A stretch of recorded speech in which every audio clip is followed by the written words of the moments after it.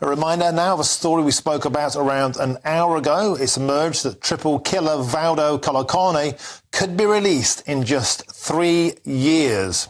Colocane was given a hospital order after pleading guilty to manslaughter on the grounds of diminished responsibility of Barnaby Webber, Grace O'Malley Kumar and Ian Coates last year. He's entitled to a review of his mental health every 3 years. And one of the major talking points that came out of Colocane's case is, of course, the use of knives on UK streets.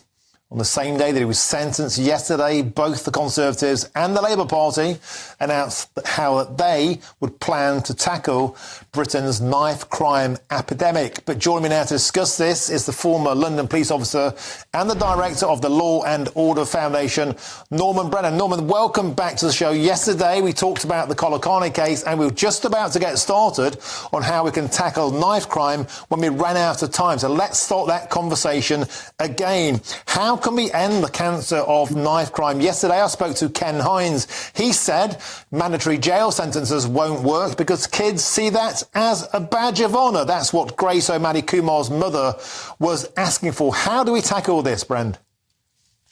Well, I disagree with Ken Hines. Absolutely. It's never been tried. So nothing's been tried. You cannot know if it works or not. Let me tell you quickly, Martin, 20 years ago, as a serving police officer, with a number of black families, white families in London, I went to 10 Downing Street in full uniform, and I said to Tony Blair, or we said to Tony Blair, we need to introduce 5-year mandatory prison sentences for those that carry knives without lawful authority or excuse. And if you're a juvenile, 3 years. No excuses. And if they'd actually done that, then we wouldn't be having this chat today. We need mandatory 5-year prison sentences for those that carry a knife on the streets. I said it 20 years ago. I predicted a knife epidemic, and what we're talking about. Knife crime in the past year has gone up by 5% nationally. Since 2015, it's gone up by 77%. Since Mayor Khan has been the Mayor of London, it's gone up 40%. How dreadful do these statistics have to be? I and my colleagues within policing have picked up the pieces, and believe you me, the devastation is huge. We have got too much carrot and almost no stick. And Martin, I'll ask you this question. You're a sensible guy. We know each other well, personally and on the media.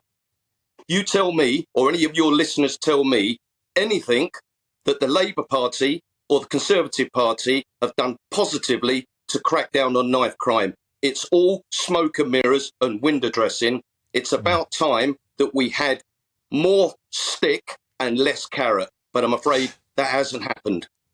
Norman, what about the contentious issue of stop and search, something that Mayor Khan pushed back against? Does that have a place in stamping out knife crime? Absolutely. The policing minister will have told you this week over 100,000 knives have been taken off the streets of Britain. 100,000. That means possibly 100,000 lives could have been saved.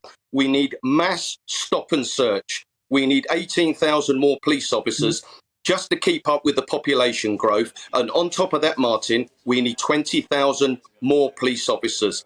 The sad reality is neither Labour or Conservative, and I didn't vote last time round, have a clue on knife crime.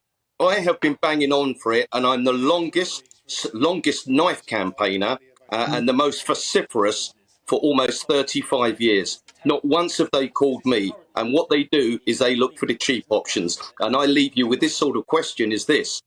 What price or value does the Conservative or Labour Party put on the safety of young children where parents are planning funerals instead of futures and the protection of society? If it's just window dressing and no mandatory sentences, all they're doing is making excuses. And I'm just about to do an interview very quickly, Martin, on a national radio station. A 15-year-old boy surrounded by 9 thugs. One run and stabbed him in the head, scarred him for life. His mother was on the radio station yesterday. Do you know what his punishment was? The court asked the offender, or told the offender, write a letter of apology and a £50 fine. If that's what the courts are doing, it doesn't matter if the government say 20 years imprisonment for carrying a knife on the streets.